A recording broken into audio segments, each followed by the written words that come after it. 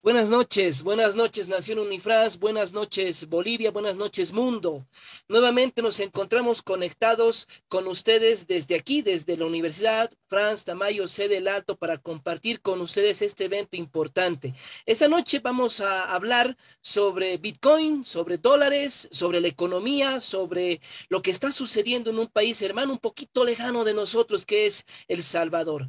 Eh, y bueno, es una noche fantástica, con dos invitadas de lujo para poder ir un poco desarrollando todo este tema que vamos a ir un poquito hablando. Pero antes de comenzar, quiero agradecer de sobremanera el esfuerzo, el compromiso y sobre todo todo lo que viene a ser esa energía tan positiva que nos dan y nos ofrecen y siempre nos tienen las puertas abiertas nuestras autoridades de la sede de la Unifran sede del Alto. Quiero agradecer a nuestra señora rectora, a la doctora Eve Gómez Ferrufino por su apoyo incondicional y siempre abriéndonos las puertas para este tipo de eventos que son muy importantes porque son parte de la política institucional. También agradecer a nuestra decana académica, la doctora Katia Camacho García, también por su apoyo, por su obviamente por abrirnos las puertas de la universidad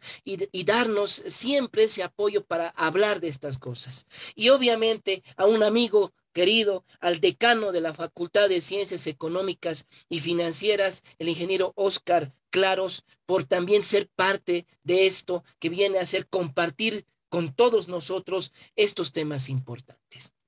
Y quiero obviamente agradecer a ti que nos estás obviamente escuchando y viéndonos y con tu presencia que es fundamental para que podamos nosotros construir y conocer más de lo que está pasando en el mundo. Bueno, esta noche tenemos dos invitadas especiales desde dos lugares diferentes que están conectadas para hablar del tema. Dólares, bitcoins. Primero quiero hacer referencia a nuestra primera invitada desde El Salvador, en vivo, la licenciada economista por la Universidad del Salvador, que además tiene una maestría y está realizando el doctorado, es candidata a doctora por la Universidad de México, por la UNAM de México, y actualmente investigadora del Instituto del Departamento de Economía de la Universidad Centroamericana José Simeón Cañas, UCA del Salvador. Mi queridísima y estimada Melisa Salgado está con nosotros esta noche. Melisa, por favor, tu saludo. Adelante. Gracias, muy buenas noches. Un saludo fraterno desde El Salvador. Es un gusto para mí estar esta tarde con ustedes compartiendo el caso de El Salvador. Agradezco mucho este espacio. Gracias, doctora Melisa.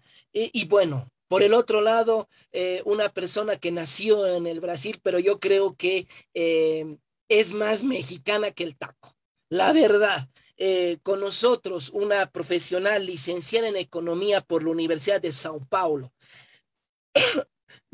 con maestría también de la Universidad de San Paulo, maestría en integración de América Latina, doctorada en el programa de posgrado de estudios latinoamericanos de la UNAM de México. Bueno, tres publicaciones fantásticas, tres publicaciones que comienzan el 2016 con lo que viene a ser soberanía monetaria, desarrollo y pensamiento económico latinoamericano, enseñanzas de la dolarización ecuatoriana del 2016. Una segunda publicación, Crónicas Económicas, Finanzas y Desarrollo al pormenor del 2019. Y una segunda crónica económica, dos alegorías, entornos y contrapesos del poder financiero del 2020. Tres publicaciones apoyadas por el Instituto de Investigaciones Económicas de la UNAM de México. Actualmente investigadora titular a tiempo completo del mismo instituto. Con nosotros desde México, de mi queridísima Mónica Miereles. Mónica, muy buenas noches desde La Paz, desde el Alto Bolivia. Muy buenas noches, qué gusto estar con ustedes, qué gusto contar con el entusiasmo de Juan Mirko. Vamos a hablar de temas áridos y al mal tiempo buena cara, ¿no? Entonces, qué gusto estar con ustedes hoy. Gracias, Mónica. Bueno, ya arrancamos nomás porque el tiempo es tiempo.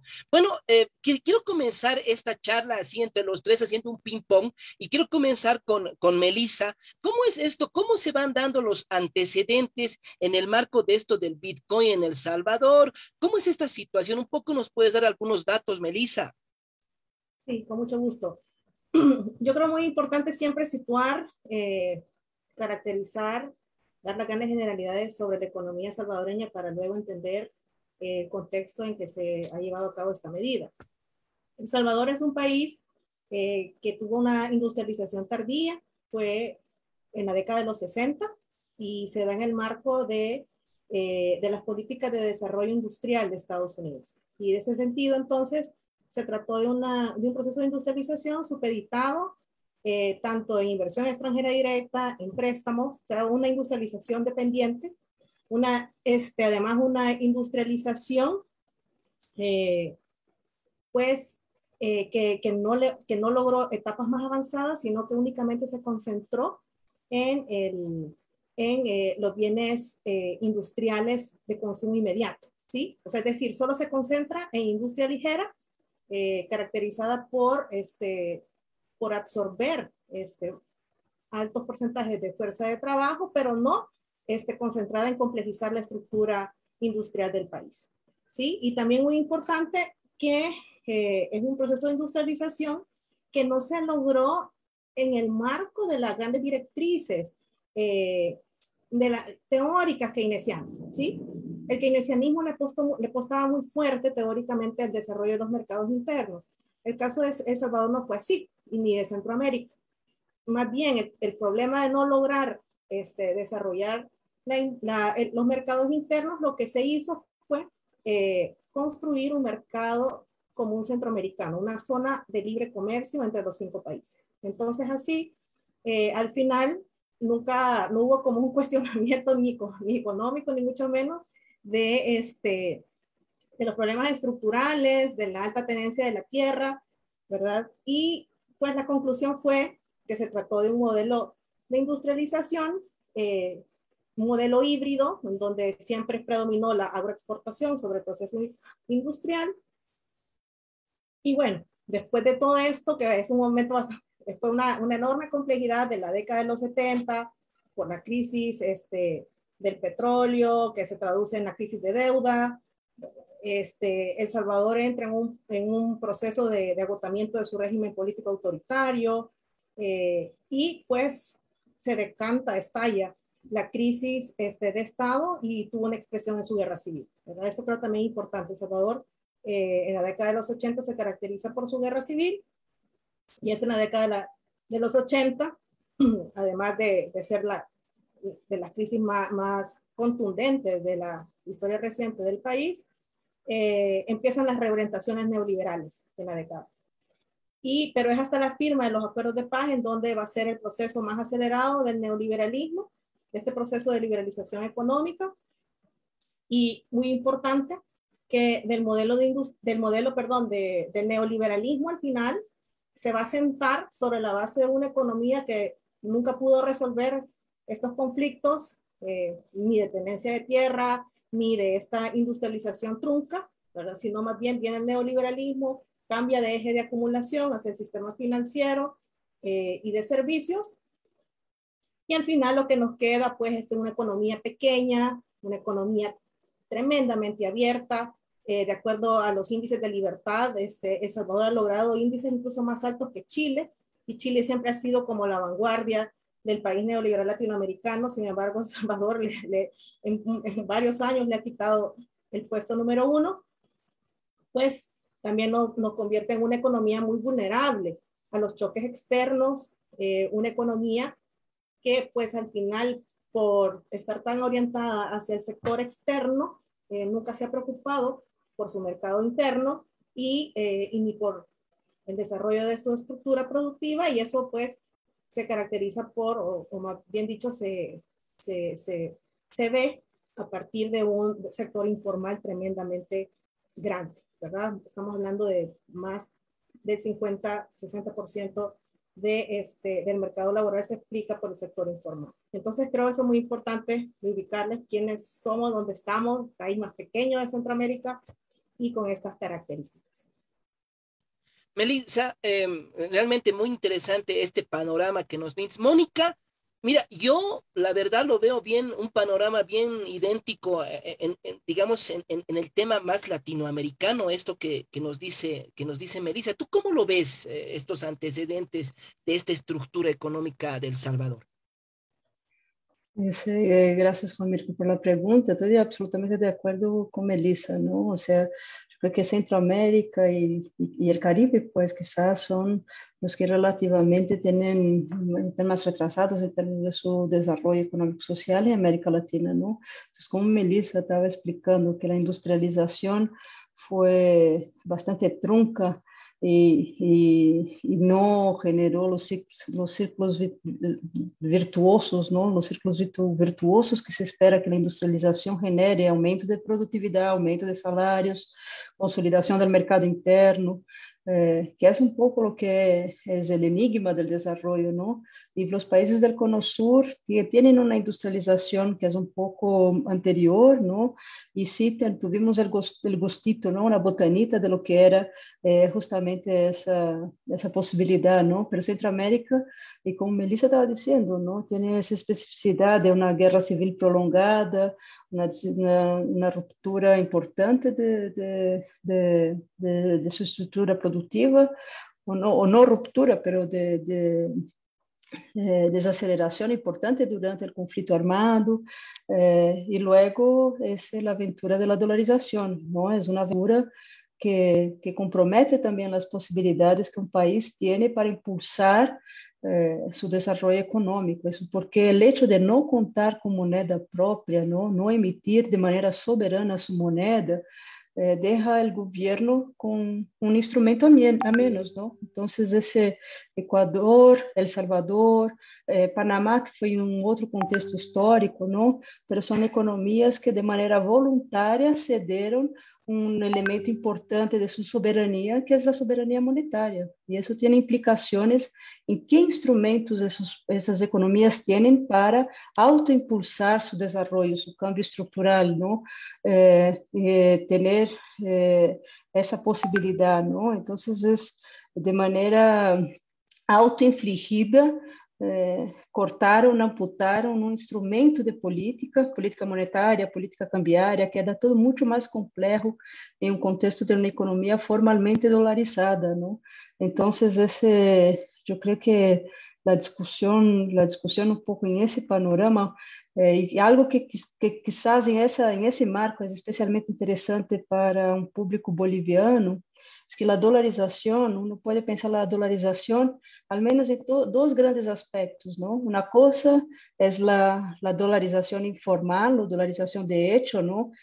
Cuando los residentes de un país, para proteger el valor real de su patrimonio, buscan activos con mayor estabilidad en dólar, denominados en dólares, ¿no? Entonces esa es parte de nuestra realidad, ¿no? Las monedas latinoamericanas no inspiran gran confianza, entonces para mantener su poder adquisitivo, los residentes acaban optando por ahorrar en activos con el dólar como referencia. Entonces, ese es de un lado. Y del otro lado es la dolarización formal. Entonces, es adoptar el dólar como moneda de circulación interna, ¿no? Entonces, el Banco Central de El Salvador no tiene cualquier control sobre lo que es la emisión del dólar, el Banco Central de Ecuador no tiene cualquier control sobre la emisión del dólar. Entonces, ese es un tema que complejiza la discusión sobre las posibilidades de desarrollo de esos países, ¿no? Gracias, Mónica. Melissa, ¿cómo ha sido después de este antecedente que nos vas un poco desarrollando? ¿Cómo ha sido el tema de la dolarización en El Salvador? ¿Cuál ha sido el proceso? Bueno, ya nos estaba diciendo un poco, Mónica, algunos elementos teóricos, pero ¿cómo ha sido, digamos, en El Salvador? ¿Cómo se ha ido dando? Ok. Importante comentarles lo siguiente. Con la firma de los acuerdos de paz en 1992, digamos que se da como un boom económico, ¿sí? O sea, se lo atribuyen mucho pues al mismo proceso de paz, ¿sí? Pero al final fue un boom económico pues bastante efímero, porque desde el año 1996 pues no se volvieron a recuperar esas tasas de crecimiento. Y también bien importante que todas las políticas neoliberales para atracción de inversión extranjera directa pues también empezaron a mostrar pues, incapacidad para atraer, ¿sí? O sea, cuando uno ve la estadística, pues solamente ve que durante los procesos duros de privatización, ahí sí, como que sí hay un momento importante de flujos de capital, pero una vez pasado eso, ya no. Entonces, se nos retrae la dinámica económica, la inversión extranjera directa al final no está respondiendo, estamos en el neoliberalismo, las políticas sociales no eran prioritarias en ese momento también. Y entonces la gran pregunta era, bueno, ¿y El Salvador cómo hizo? O sea, ¿qué pasó ahí? Y la respuesta es otra especificidad de la sociedad salvadoreña y es, o sea, eso se responde a partir del inicio de las olas migratorias, ¿sí? Y sobre todo en las olas migratorias, lo que nos atañe a los analistas económicos es, pues, su resultado, que son las remesas familiares. Es así, entonces, como en las remesas, con el paso del tiempo, o sea, a pesar de todas las restricciones que el mismo modelo económico mostraba, ¿verdad? A pesar también de todos estos mecanismos de exacerbación de desigualdades económicas, sociales, políticas, etcétera, pues la respuesta de las personas era definitivamente migrar y la transferencia, pues, de las remesas familiares. Al respecto, creo muy importante. Entonces ese elemento creo que no hay que perderlo tampoco de vista. Y fíjense, o sea, la dolarización en El Salvador es todavía, a estas alturas del partido, es todavía objeto de debate. Fíjense, y espero poderme expresar de la mejor manera. La dolarización entró en vigencia en enero del 2001, a partir de una ley de integración monetaria.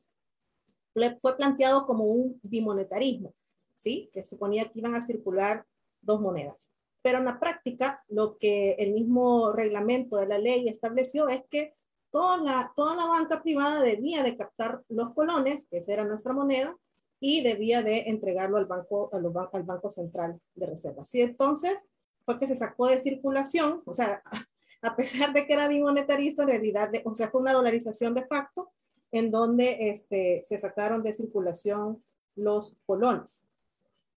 Y entonces, la dolarización en El Salvador fue una dolarización por decreto oficial y también fue por decreto oficial unilateral. Así es como se le clasifica, ¿sí?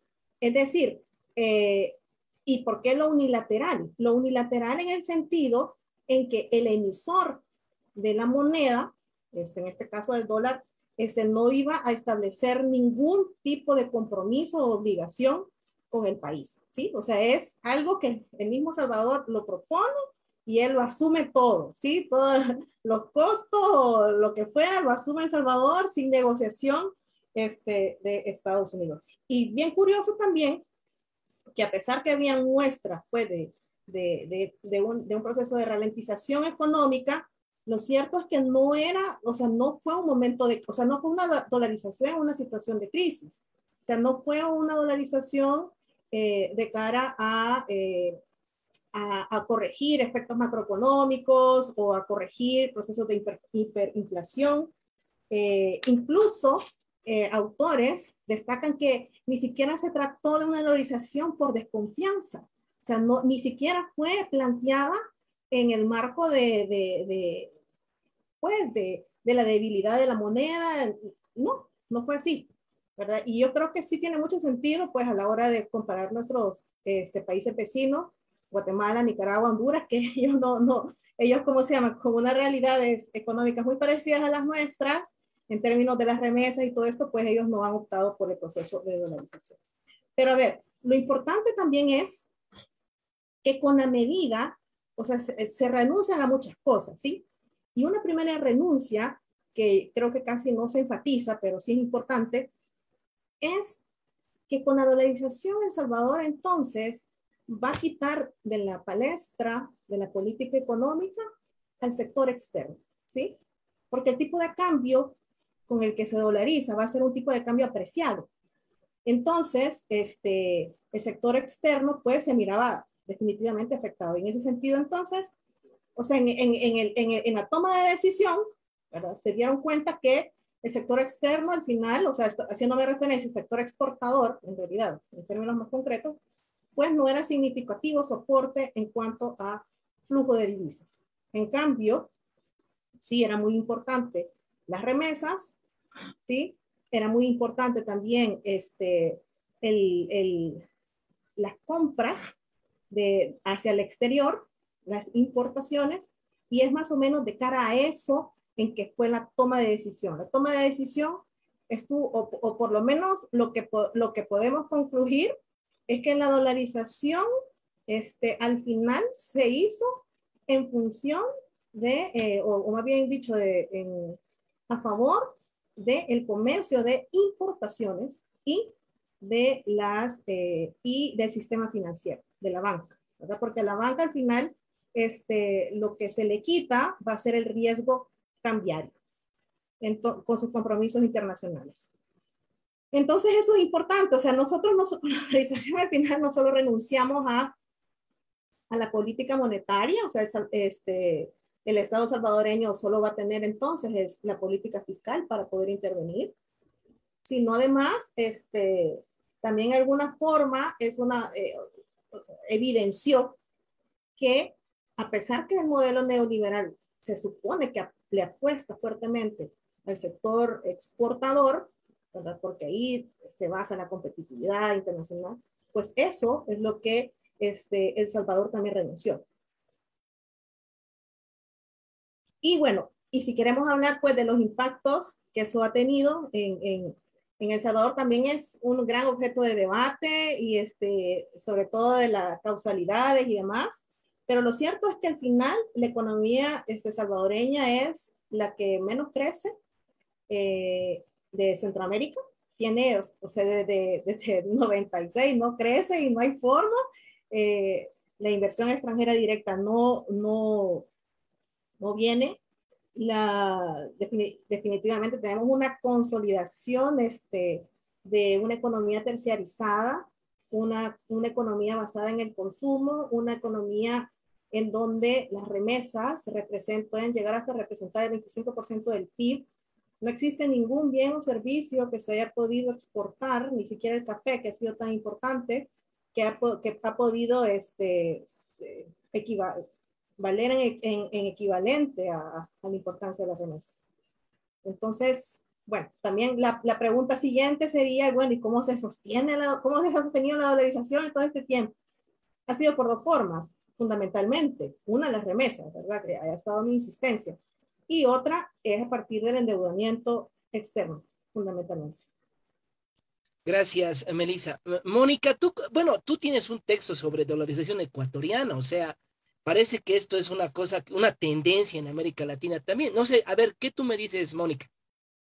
Sí, gracias, Juan Mirko. Ya voy a entrar en el tema de la dolarización en Ecuador, pero algo que Melissa dijo que es tan interesante, yo creo que es de especial interés para los estudiantes de economía, que justamente cuando Melissa nos estaba comentando de ese momento de un doble patrón monetario, ¿no? De transición hacia la dolarización formal, donde convivían el dólar y el colón, y que gradualmente sería sustituir, y como eso se apresuró, ¿no? Eso se debe a algo que es llamado en economía la ley de Grisham, que es ese ante un doble patrón monetario.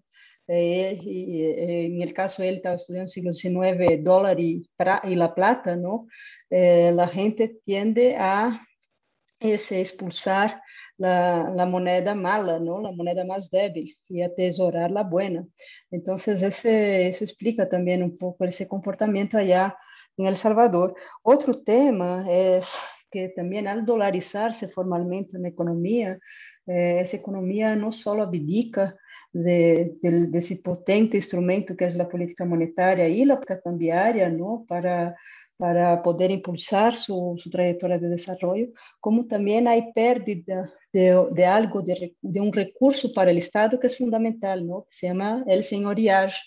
Entonces, ese poder tener recursos de señoreage es justamente un gobierno, un banco central que está emitiendo su moneda propia, es el señoreage, es la diferencia entre el costo del material de la moneda versus el valor de fase de la moneda, ¿no? Entonces, ese diferencial, el gobierno salvadoreño, por ejemplo, no tiene acceso, ¿no? Y sí, el Banco Central de Estados Unidos, la Federal Reserve, sí lo tiene, ¿no? Por ahí hubo una época un diputado que quería que Estados Unidos compartiera parte del señoreage con las economías dolarizadas y evidentemente eso fue soterrado en el Congreso gringo, ¿no?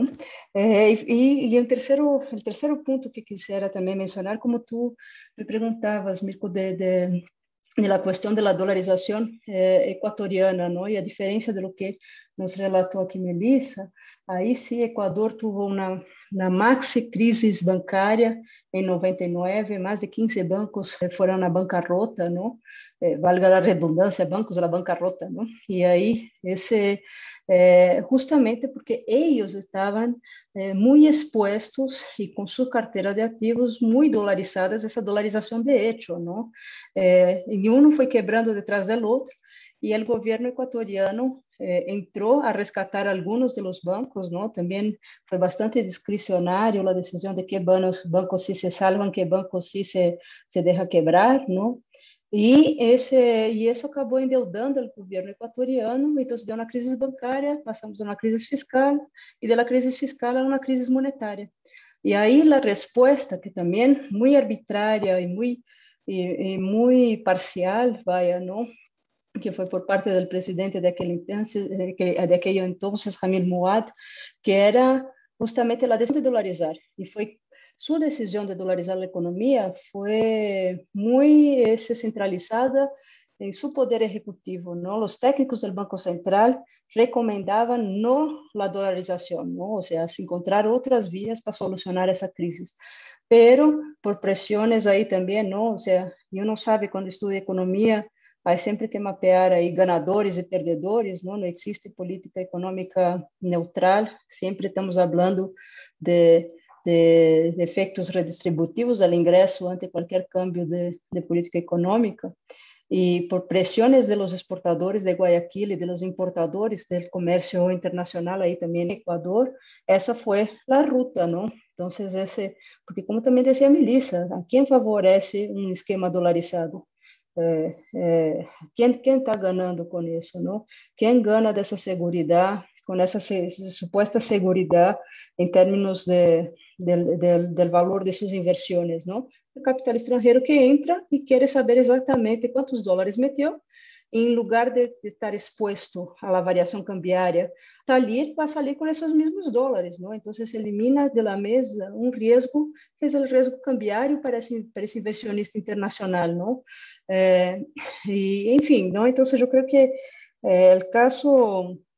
o caso salvadoreño e o caso ecuatoriano tienen quizás essa diferença aí, não? Que Equador sí foi a resposta a uma grande crise bancária que se convirtió em crise fiscal, crise monetária, e sempre com esse suposto de que para corrigir uma hiperinflação que, por certo, não estava na realidade, não estava puesta, não?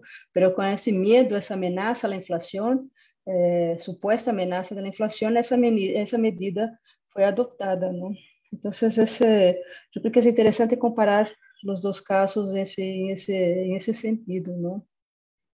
Gracias, Mónica. Regreso con Melissa. Melissa, voy a un poquito saltarme porque ya estamos, mira, ya estamos a 30, imagínate, son 19:30. Y mira, nos falta un montón de hablar, nos falta un montón que hablar, pero bueno, me voy un poquito a saltar y quiero ver contigo ahora, y bueno, esta situación y cómo pues se le ocurre a Bukele poner pues el tema del Bitcoin en una situación, bueno, que ya teníamos un poquito de costumbre, ¿no? Con el tema de la dolarización. ¿Cómo fue este proceso, estos antecedentes de la asumida, de la subida del Bitcoin ahí en El Salvador, Melissa? Ok. Para llegar al Bitcoin también necesitamos antecedentes. Uno muy importante es el siguiente. A ver, El Salvador, su sistema político bipartidario entra en una profunda crisis de representación política, ¿sí? Y esa crisis, quien la supo aprovechar así a la perfección, es este presidente Nayib Bukele, ¿sí? Nayib Bukele, un hombre joven, un hombre millonario, millennial, utiliza su arena política es el Twitter, las redes sociales.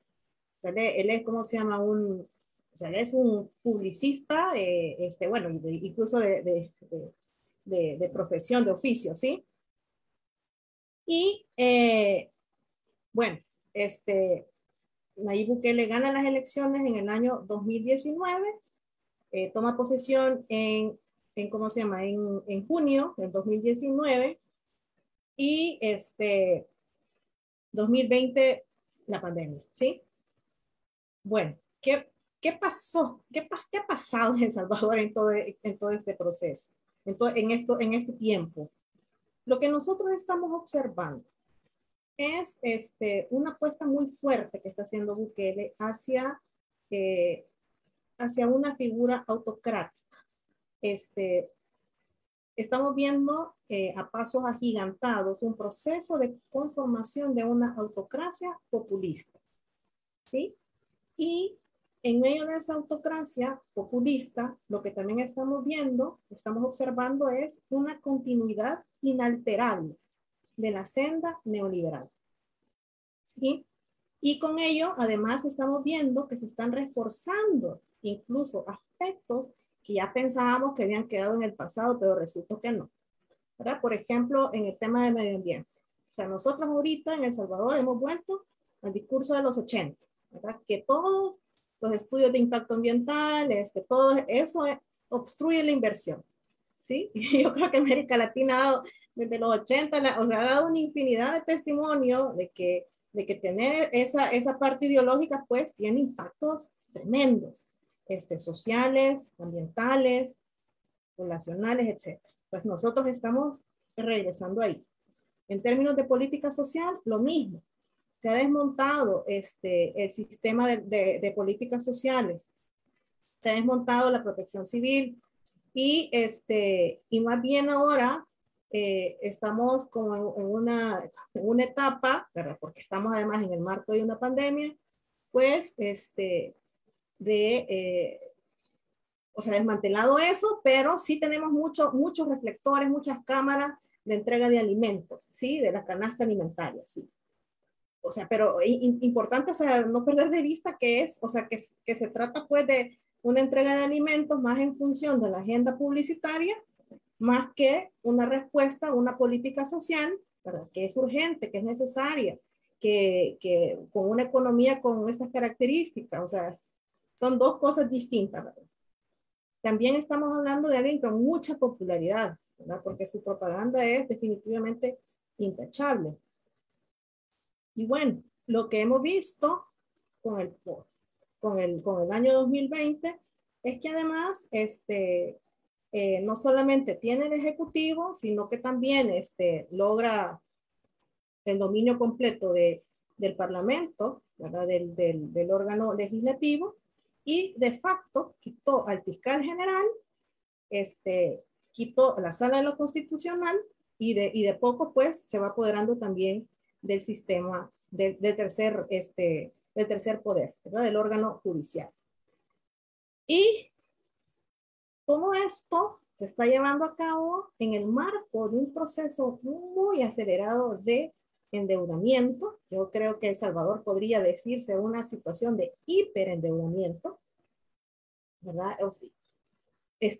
Hay también evidencia de escándalos de Corona Business, ¿sí? O sea, hay escándalos también de estas compras, casi toda América Latina también ha generado eso, pero eso no es excusa, ¿verdad? Tampoco. Y así sucesivamente. Y además, estamos en el marco de una situación inédita, porque estamos, por lo menos discursivamente, ¿verdad? Eso quizás otras personas tendrán más fino, pero lo cierto que al menos discursivamente pareciera que hay fricciones con nuestro principal socio comercial, que es Estados Unidos, ¿sí? Y eso no es una cuestión menor, sino que eso es una cuestión mayor, porque estamos hablando del país que es nuestro destino de exportaciones, el origen de nuestras importaciones, el origen de la inversión extranjera directa, la principal fuente de cooperación internacional, el lugar donde viven 2.3 millones de salvadoreños y salvadoreñas y el origen de donde se originan las remesas. O sea, no estamos hablando de poca cosa, estamos hablando de algo muy contundente y estamos viendo fricciones políticas fuertes, subidas de tonos,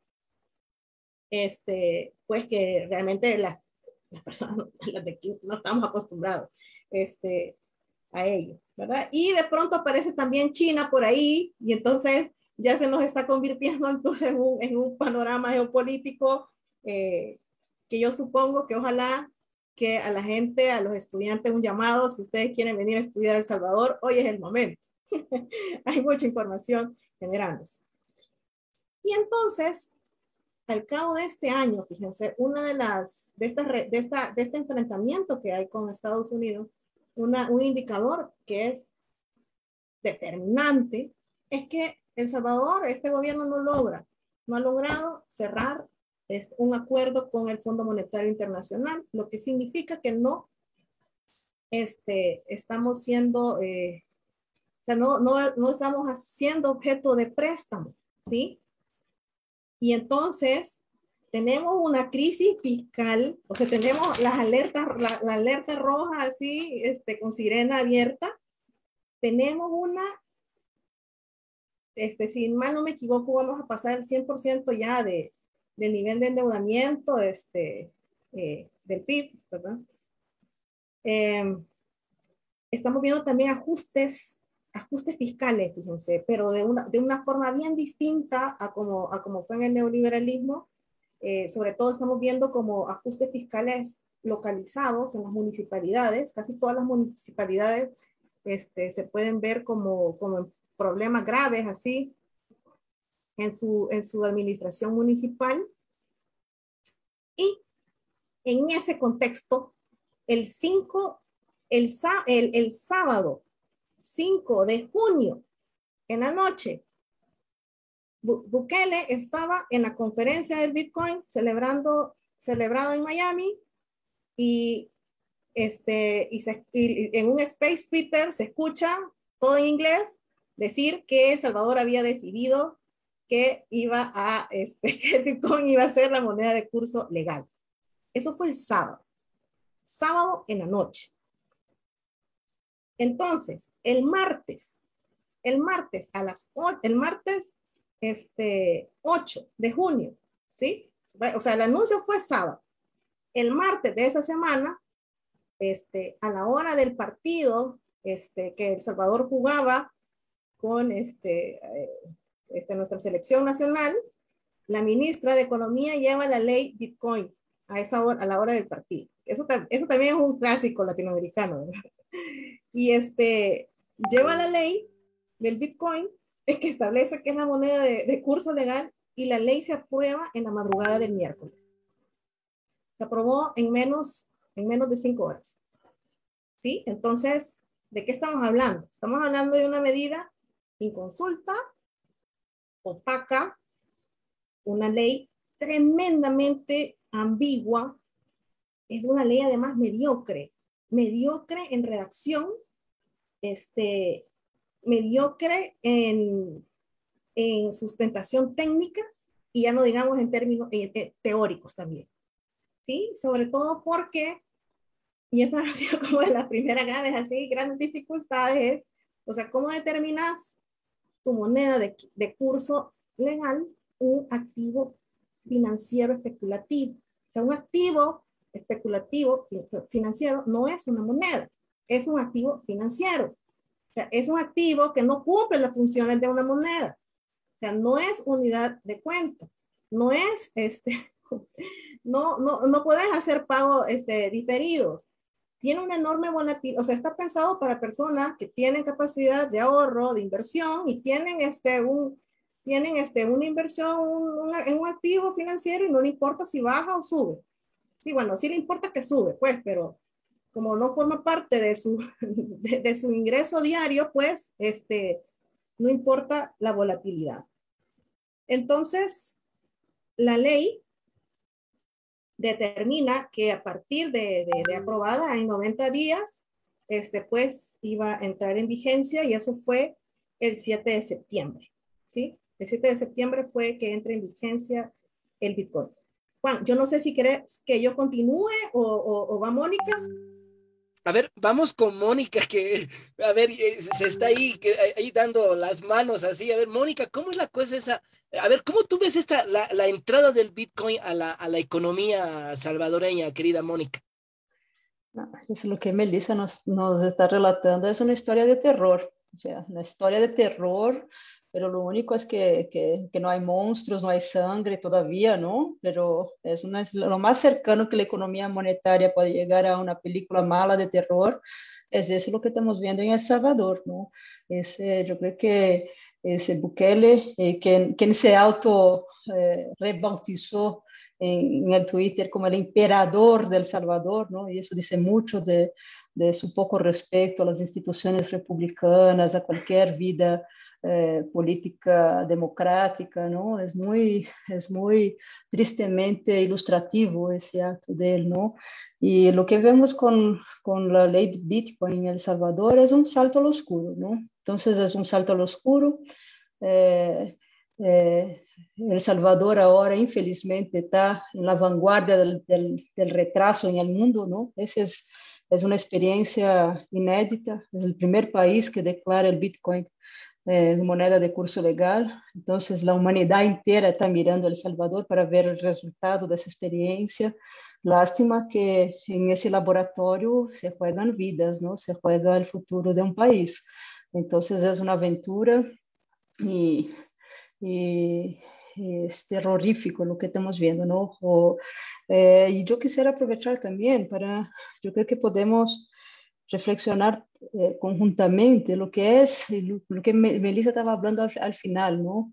¿Por qué una criptomoneda de emisión privada, como es el caso del Bitcoin, no es dinero? Porque eso tiene más características de un activo financiero que de una moneda o el dinero en sí, ¿no? Entonces, la criptomoneda es justamente el resultado de la innovación tecnológica aplicada a los sistemas de pago, ¿no? Entonces hay una tecnología nueva ahí que es ese blockchain y que justamente se puede eh, eh, rastrear y validar las transacciones entre compradores y vendedores de quienes son los mineradores y tienen derecho a generar esa moneda, ¿no? El Bitcoin. Al principio arranca como algo muy libertario, ¿no? Como algo realmente del movimiento cyberanarquista que quiere eh, no ver sus relaciones financieras supervisionadas o monitoreadas por la moneda que es ese ente estatal, ¿no? Que el Estado tiene el monopolio de emisión. Entonces empieza como algo muy libertario, muy cercano al anarquismo, de las aspiraciones anarquistas de escaparse de la tutela del Estado, pero rápidamente eso se convierte en otra cosa, ¿no?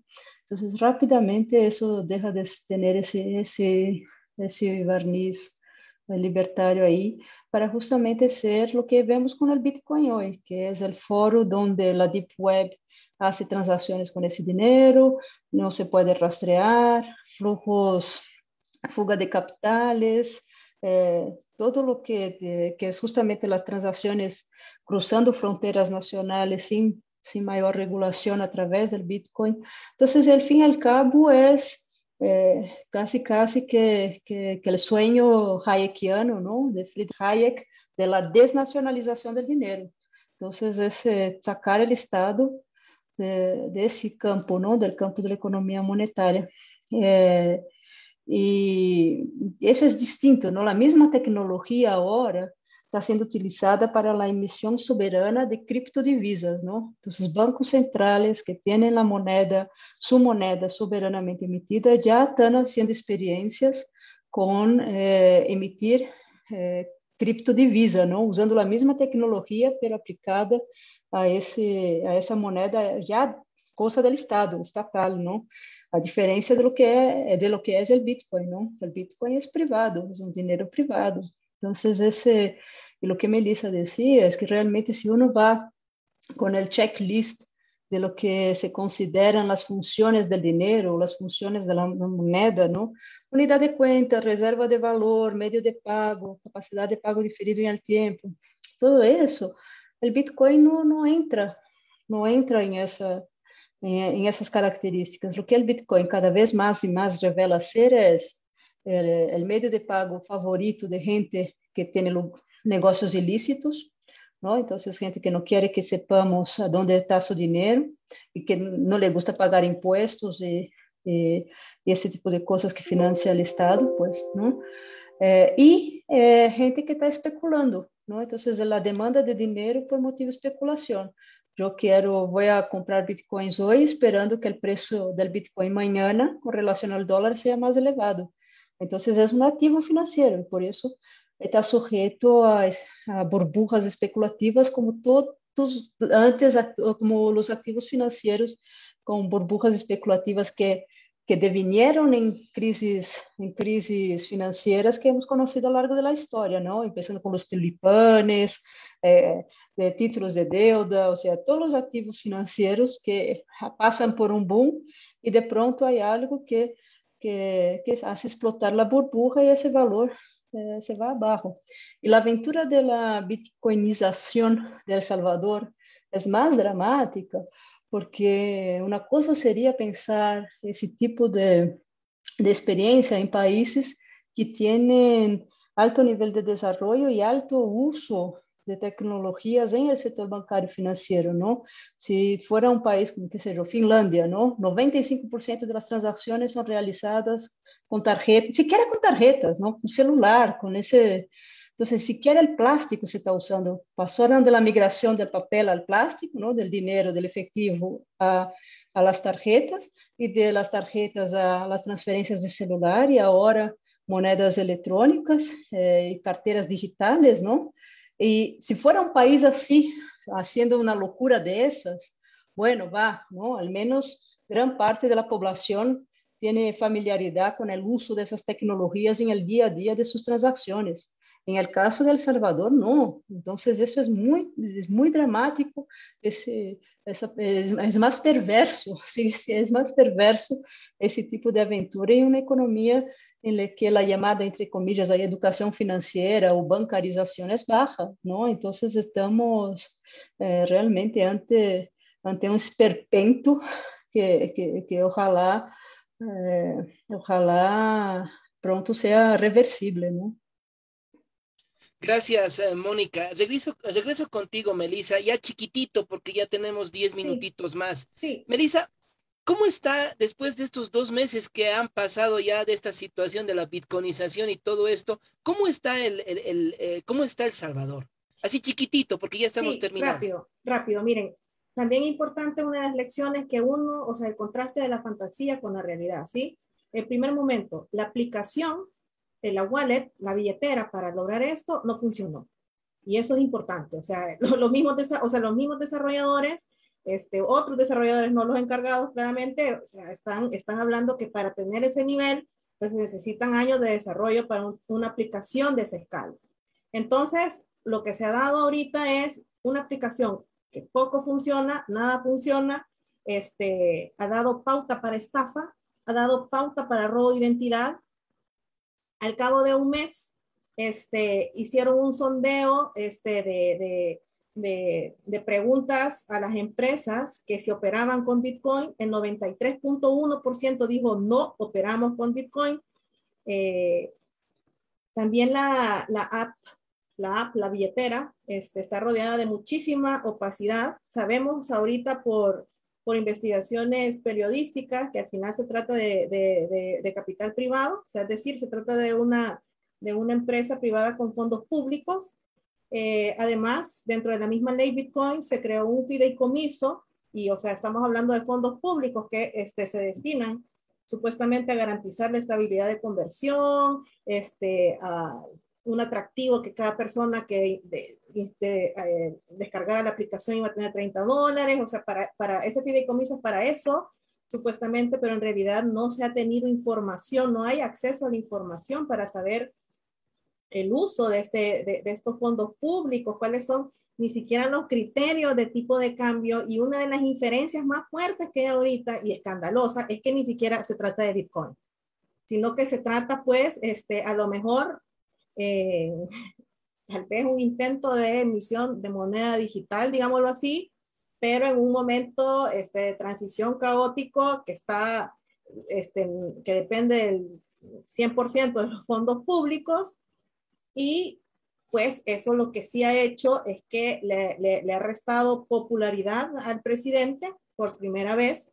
Desde el 7 de septiembre hay como una fuerte, se está mostrando bastante oposición y resistencia por parte de la población. Ya van dos manifestaciones importantes, una el 15 de septiembre y otra el 17 de octubre, y el Bitcoin definitivamente forma parte de las consignas que hay de descontento por parte de las personas, ¿verdad? Pero como les digo, como estamos todavía en proceso, pues, o sea, yo creo que el momento que va a ser determinante, que todavía no se sabe, que todavía es en medio de chismerío, y es un posible pago de salarios a funcionarios públicos y a los acreedores del Estado. Entonces, hasta que no llegue ese momento, pues ahorita la aplicación es algo que no es representativo dentro de pues dentro del sistema financiero, digámoslo así, y mucho, o sea, no es representativo ni como moneda de curso legal. O sea, pero sí llegará a ser importante, determinante, y a ver si va,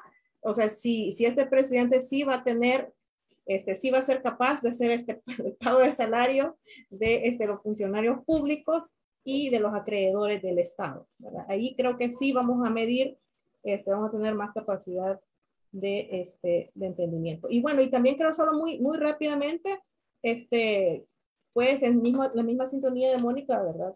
Que al final se tratan de decisiones de política económica totalmente desapegadas de las realidades de los países, o sea, como que fueran realidades alternas, ¿verdad? Que uno se queda más, bueno, pues, y yo creo al final que El Salvador, si algo va a dar ejemplo, va a ser el ejemplo de lo que no se debe de hacer, ¿sí?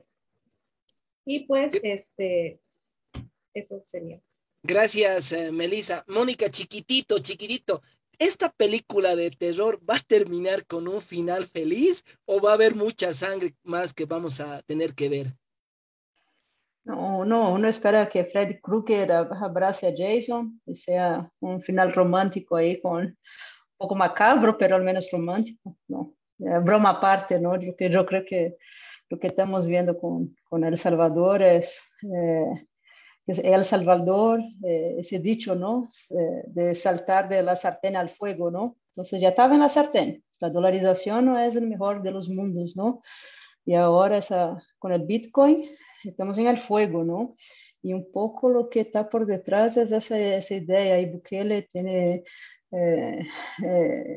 delirios modernizadores que ni el hipster más hipster del mundo tendría, ¿no? Y él tiene esa idea de que la modernización de su economía sería eso, ¿no? Y ese es un poco el discurso oficial, ¿no? Que se va a modernizar la economía salvadoreña. Y no es cierto, es una modernización de escaparate, es de mentiritas, ¿no? Entonces, y es una aventura que como Melissa dijo, ¿no? Al menos ya se ha abalado, ya se ha cuestionado ese gobierno, no solo por esa medida, ¿no? Pero a partir de esa medida. Entonces, ojalá siga el cuestionamiento, porque no necesitamos, América Latina no necesita más caudillos, ¿no? Y menos caudillos caudillos del siglo XXI con pretensiones de dominar el metaverso, ¿no? Como dice Zuckerberg. Entonces, ese es el peor de los chismes que hemos tenido en los últimos años, y ojalá el pueblo salvadoreño pueda tener gobernantes más dignos de su calidad como nación, ¿no? Entonces, y yo creo también ahí la cosa de lo que Melissa dejó al final, y también se escucha, ¿no? Los rumores de que es una desdolarización disfrazada, ¿no? Pero es cuando, primero que ese fenómeno, ¿no? De desdolarizar una economía formalmente dolarizada, casi no tiene precedentes históricos, ¿no? Uno sabe el caso de Liberia. Entonces, Liberia tenía el dólar como moneda nacional y tras una guerra civil, uno de los grupos de la guerra civil adoptó otra moneda nacional, pero no hay mucho más, ¿no? Entonces, ejemplos, tenemos bastantes ejemplos de economías que se dolarizaron formalmente, pero pocos ejemplos de aquellas que han logrado desdolarizarse, ¿no? Y la pregunta siempre es esa, ¿no? Ganadores y perdedores, sobre quiénes van a recaer los costos de una desdolarización. Si realmente es ahí, lo que Melissa dijo, ¿no? Será el funcionalismo público. Entonces, ese que va a tener que recibir de manera forzada en una moneda que no es el dólar, y si esa moneda ahora es el Bitcoin, pero mañana o pasado se va a llamar el nuevo Colón o Colón siglo XXI, como quien sabe que vendrá a ser, va a ser devaluada con relación al dólar. Entonces, la pérdida de poder adquisitivo va a ser sobre aquellos que obligatoriamente tendrán sus salarios amarrados a eso, ¿no? Entonces, ese yo creo que pone sobre la mesa de discusión también qué tipo de desdolarización sería posible, ¿no? Seguramente ese favorece a unos y donde muchos pierden, ¿no? Muchas gracias. Gracias, Mónica. Bueno, nuestra despedida. Por favor, Melissa, tu despedida con la gente de aquí de la Unifrance que nos está todavía siguiendo. Adelante, Melissa. Bueno, agradecerles el espacio, agradecerles el interés. Creo muy importante siempre el generar este tipo de discusiones sobre nuestra patria grande. Un fuerte abrazo. Gracias a ti, queridísima Melissa. Gracias hasta El Salvador, tan bello país. Mónica, tu despedida, por favor. Sí, muchísimas gracias, gracias por el interés. Estamos delante de una experiencia en tiempo real, entonces yo creo que todo el estudiante de economía tiene que tener los ojos puestos a El Salvador en ese momento. Muchas gracias. Gracias a ti, querida Mónica. Yo quiero agradecer nuevamente a cada uno de ustedes que está conectado con nosotros. Estamos a 2 minutitos y se termina todo. Gracias a nuestro querido decano Oscar, que siempre nos apoya, a la gente, a nuestros estudiantes, a la Unifrance del Alto, a la Nación Unifrance, a toda Bolivia y el mundo. Y bueno, esto lo hacemos justamente para ir reflexionando un futuro, tal vez un futuro mejor para cada uno de nosotros como humanidad. Gracias y muy buenas noches. Chao, chao, chao, chao, chao.